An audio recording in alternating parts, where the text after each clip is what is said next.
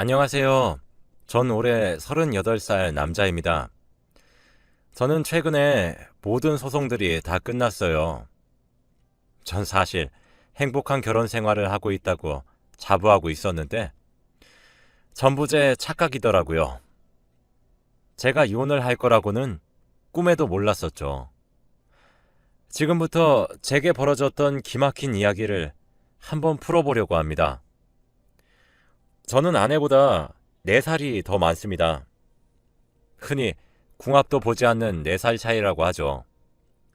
그래서 그런지 저희 둘은 불꽃 같은 사랑을 하고 결혼을 했어요. 결혼한 지 2년이 되던 해였습니다.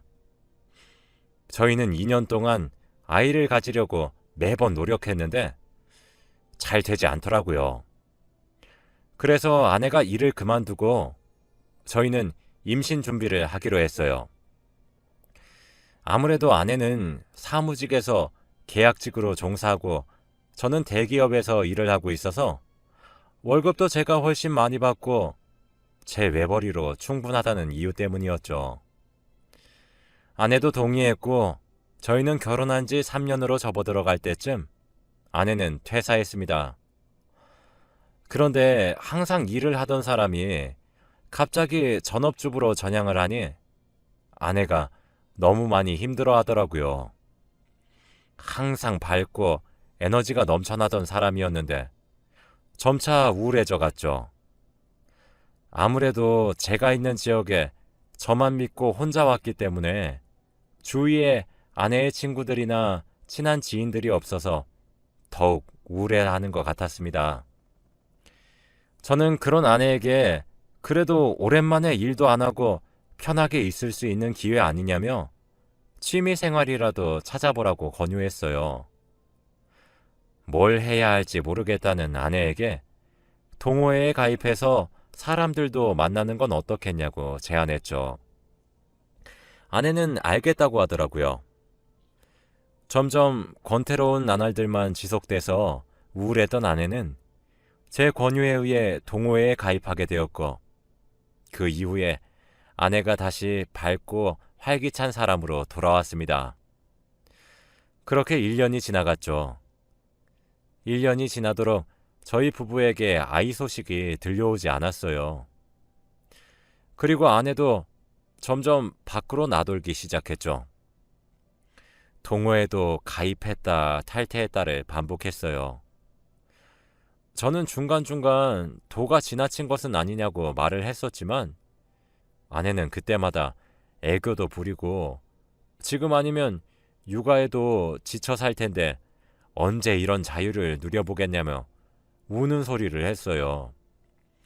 제가 아무래도 업무량이 많아 육아의 대부분을 아내가 해야 하는 것도 맞았기에 전 그저 알겠다고 근데 조금 적당히 해줬으면 좋겠단 말만 했죠. 아이를 가지면 아내가 충실하게 육아에 전념할 거란 말을 철석같이 믿었거든요. 근데 어느 순간부터 법원에서 서류가 날아오기 시작했습니다. 그것도 아내 이름 앞으로 말이에요. 저는 퇴근길에 우편함에 날아온 서류를 하나 가져다 주면서 아내에게 여보, 이게 법원에서 날라왔네? 이게 무슨 서류야? 라고 물으니 아내는 별 대수롭지 않은 표정으로 그거 옛날에 고소했던 거였는데 이제 왔나 봐. 라고 하더라고요. 저는 고소? 갑자기 무슨 고소? 그런 말 없었잖아. 라고 하니까 아내는 별일 아니라고 알아서 하겠다면서 어서 밥이나 먹자고 하더라고요. 그래서 전 아내를 믿고 있으니까 알겠다고 하고 넘겼습니다. 근데 그때부터 시작이었어요. 그 이후로도 법원에서 몇 번의 서류가 왔습니다. 아내는 질질 끄나봐. 여보는 신경 쓸 필요 없어. 정말 도움이 필요하면 그때 꼭 말을 할게. 나 믿지? 라면서 상황을 모면했죠. 그래서 저 또한 그저 그러려니 했습니다. 그때부터 제 행복한 결혼 생활은 생지옥으로 변해버리게 되었어요. 어느 주말 한낮에 오랜만에 아내와 야외 데이트를 계획했습니다. 근처에 바람 쐬러 놀러도 갔다가 함께 쇼핑도 하고 영화도 보며 놀고 싶어서 나갈 준비를 했어요. 근데 바로 그때 띵동 하며 초인종 소리가 울리더라고요. 아내는 화장하고 있으니 저보고 나가보라고 했습니다. 그래서 현관문을 열며 누구세요? 라고 하니 어떤 한 여성분이 씩씩거리고 있었고 그 뒤로 한 남성분은 기가 팍 죽은 듯 조용히 입을 다물고 서 있더라고요. 씩씩거리던 여성분은 제게 그쪽은 누구시죠? 라고 물었습니다. 저는 여기 살고 있는 집 주인입니다. 그러는 그쪽이야말로 대체 누구세요? 라고 하니까 그 여자가 기가 막히단 표정을 짓고 헛웃음을 지으며 심지어 가정 있는 유부녀였단 말이야? 참나. 저기요, 여기 혹시 강여진 씨 댁 맞아요? 라고 묻더군요. 저는 네, 제 아내 되는 사람입니다. 그쪽 누구시냐니까요? 지금 제가 몇 번째 같은 질문을 반복하고 있습니까? 라고 다그쳤어요. 여성분은 진짜 아무것도 모르는 모양이신 것 같네요. 이야기가 엄청 길어질 것 같은데 들어가서 이야기를 해도 될까요? 라고 했죠. 그리고 다짜고짜 집 안으로 여성분은 들어왔습니다. 전 이보세요. 지금 이게 뭐 하는 짓입니까? 라고 소리쳤지만 그 여성분은 아랑곳하지 않고 거실로 걸어가 소파에 앉더라고요. 그런데 이상한 점은 아내가 그 시끄러운 소란에 무슨 일인가 싶어 나왔는데 그 여성분을 보고 정말 소스라치게 놀라서 덜덜 떨고 있었습니다. 그래서 저는 당신은 방에 들어가 있어. 내가 내보낼게. 라고 다정하게 말을 했어요. 그런데 거실 소파를 점령한 여성분은 참 대단하네요. 라더라고요. 그런데 뒤이어서 여성분이 말하는 내용은 거짓말 같았습니다. 그분은 아까부터 저보고 누구냐고 물어보셨죠? 저는 지금 저랑 같이 온 저 남자의 아내 되는 사람이에요. 제가 여기 이렇게 찾아온 이유는요. 제 남편이 결혼하고 나서 외도를 하는 것 같아 제가 뒤를 쫓아간 적이 있었어요. 그런데 아니나 다를까 바람을 피고 있더라고요. 지금 당신 옆에 서 있는 그쪽 아내랑 말이죠. 그래서 내가 상간녀 소송을 걸기 전에 그 잘나신 낯짝 두 눈 똑바로 뜨고 얼마나 당당하게 내 앞에서 입을 놀릴 수 있는지 너무 궁금해서 이렇게 찾아왔어요. 근데 뭐? 유부녀? 기가 막혀서. 그쪽은 남편인 것 같은데 전혀 모르셨어요? 라고 물어보더라고요. 짧은 시간에 너무 믿기지 않은 내용이 마구마구 들려와서 전 멍하니 서 있었어요. 당신, 지금 내가 들은 저 말이 진짜야? 어? 라고 물어보니 아내는 아무런 말도 하지 않은 채 우두커니 서 있더군요. 전 그 여성분과 함께 들어온 남자의 멱살을 잡고 너, 저 말이 진짜냐고! 라고 소리 질렀더니 그 남자는 작은 목소리로 죄송합니다. 라고 말을 했습니다. 사람이 정말 화가 머리끝까지 나게 되면 오히려 차분해지더라고요. 저는 소파에 앉아있는 여성분께 다가가 전 방금 이 사실을 알게 되었는데 정말 믿겨지지 않습니다. 혹시 증거가 있으십니까? 라고 물었어요. 여자는 기다렸다는 듯 메고 있던 핸드백에서 둘이서 주고받은 문자 내역과 데이트 현장에서 찍힌 사진 등등 빼도 박도 못할 증거로 보이는 것들을 제게 쥐어주더군요. 전 그저 묵묵히 그것들을 정독했어요. 사랑한다는 말이 난무하는 문자 내역들을 보며 손이 부들부들 떨리더라고요. 그런데 그때 순간적으로 아내의 이름 앞으로 법원에서 날라왔던 여러 개의 우편물들이 생각났습니다. 저는 아내가 있는 안방에 미친 사람처럼 달려가 온 방 구석구석을 헤집었죠. 아내는 하얗게 질린 얼굴로 절 뒤따라와서 이러지 말라고 왜 이러냐며 저를 뜯어말리기 시작했어요.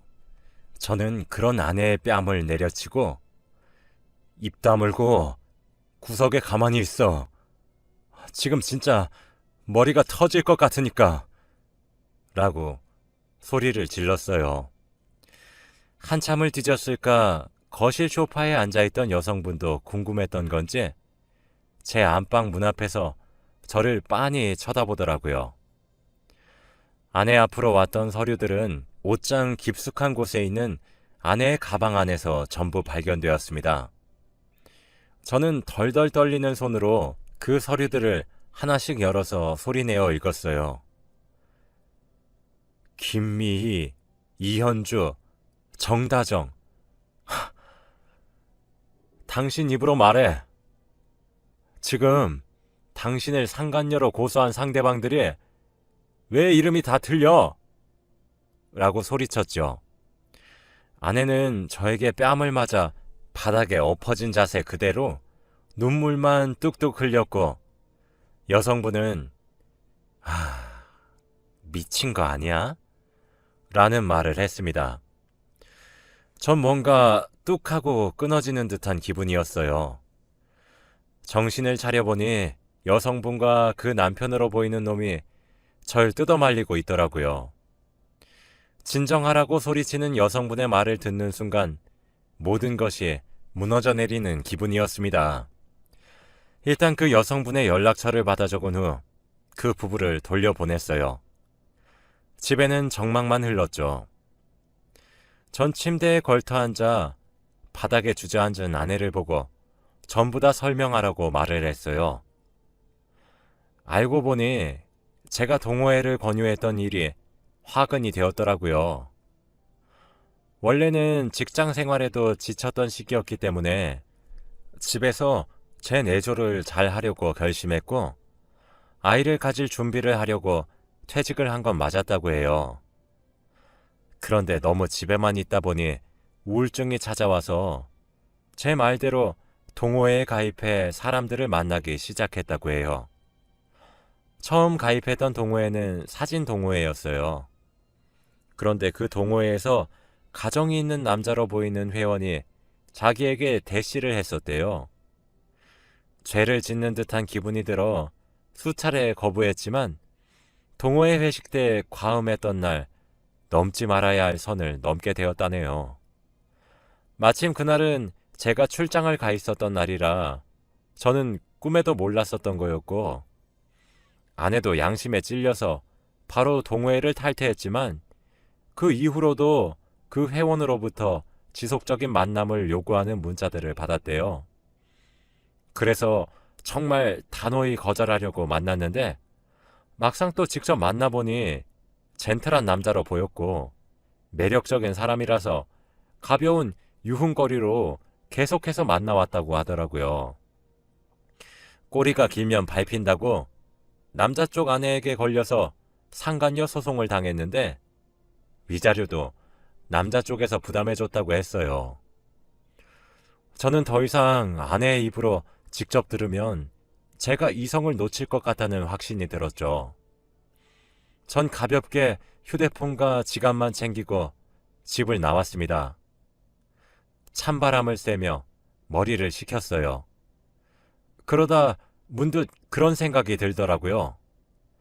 상간녀 소송만 지금 3개 당했고 오늘 또 다른 내연남을 직접 두 눈으로 목격했는데 과연 이게 정말 끝인 걸까?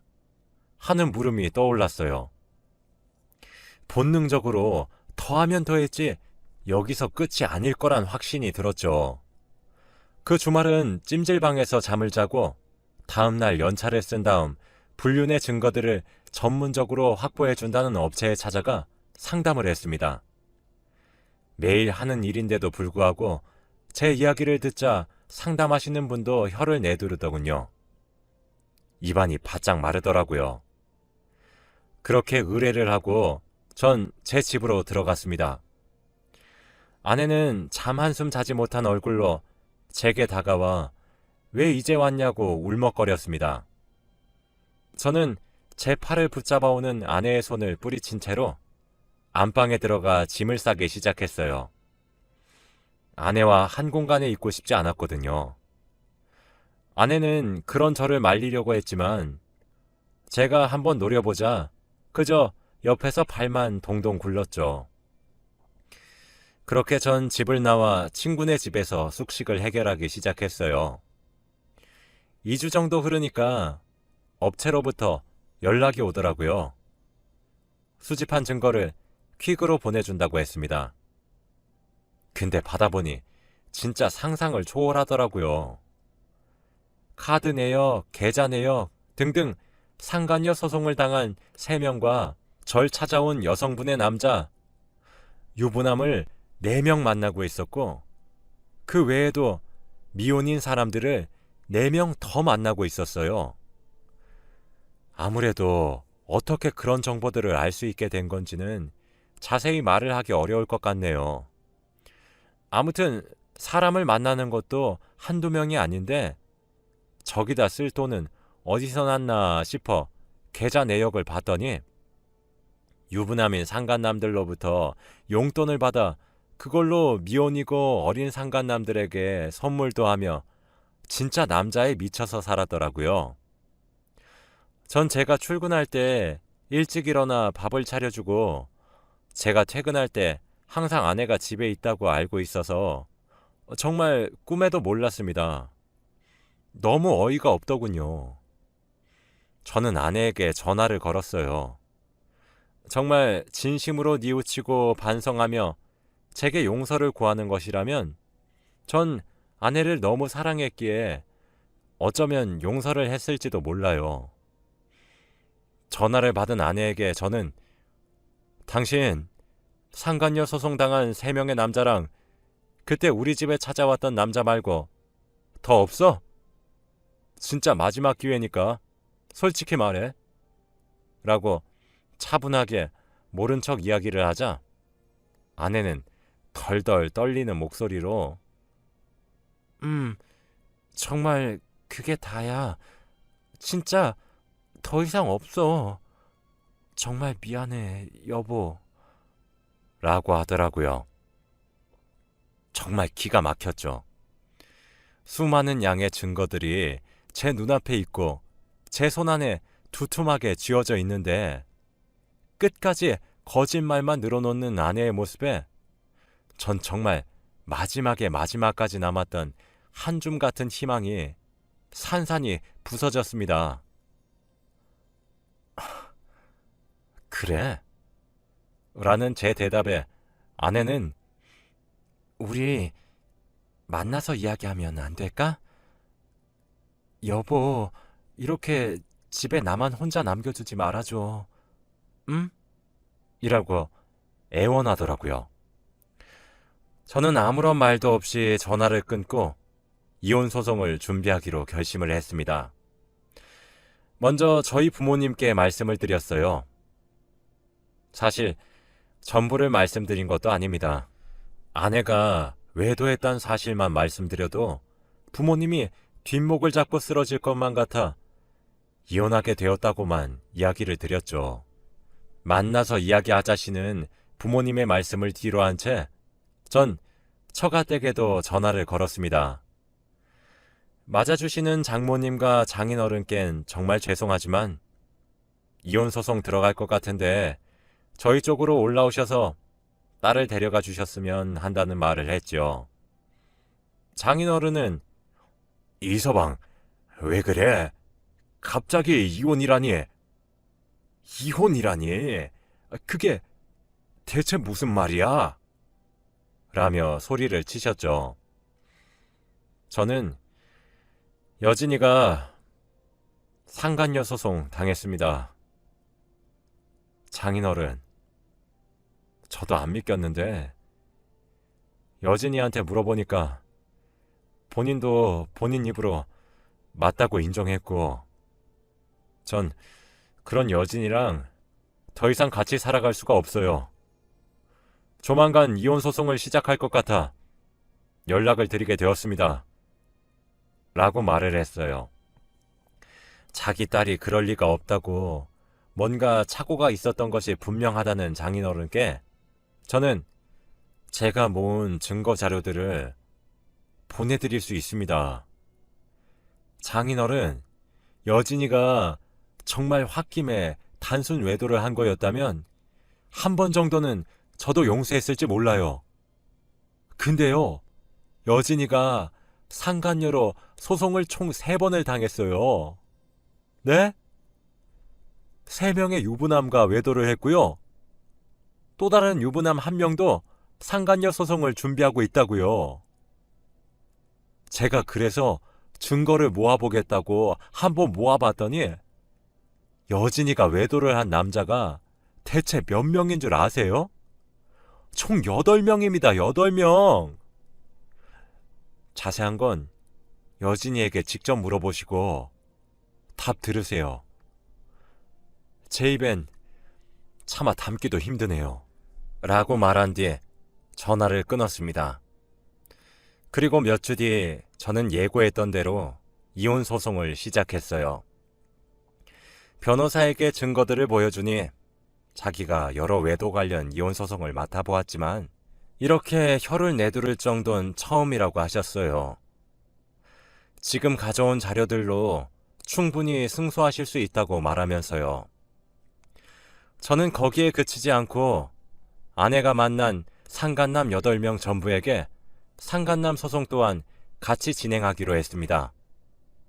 솔직히 아내가 유부녀란 사실을 모르고 있는 사람이 있다면 넘어갈랬는데 하나같이 전부가 아내가 가정이 있는 사람이란 걸 너무나도 잘 알고 있었거든요. 그 부분도 서로 주고받은 문자 내역에서 알게 되었습니다. 정말 중독된 사람처럼 많은 남자들을 만났더라고요. 사실 지속적인 관계를 가진 사람들만 8명인 거지 일시적인 사람들까진 헤아릴 수 없는데 아마 어마어마한 숫자가 될 것이라고 예상이 되네요.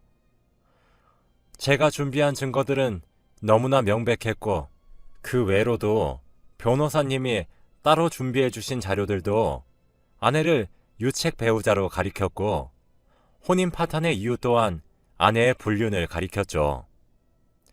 상간남들의 소송 또한 손쉽게 승소할 수 있었습니다.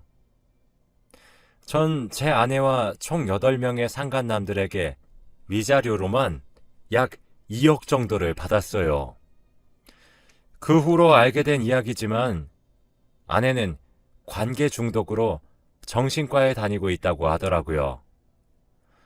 아무래도 결혼을 하게 되면서 홀로 타지로 올라와 생활하게 되다 보니 우울함과 불안함을 남자들을 만나는 것으로 해소했던 모양입니다. 아무리 그렇더라 하더라도 저와 아내는 이제 돌이킬 수 없는 강을 건너게 된 것이죠. 짧다면 짧은 결혼 생활에 종지부를 찍게 되었습니다. 지금 저는 다시 저희 부모님 집으로 들어와 함께 살고 있어요. 아내는 처갓집에서 올라온 장인어른과 장모님 손에 이끌려 고향으로 끌려서 내려갔습니다. 그 와중에도 장인어른께서는 제게 딸을 잘못 가르쳤다고 미안하다고 허리를 숙이셨어요. 참 여러모로 씁쓸하더라고요.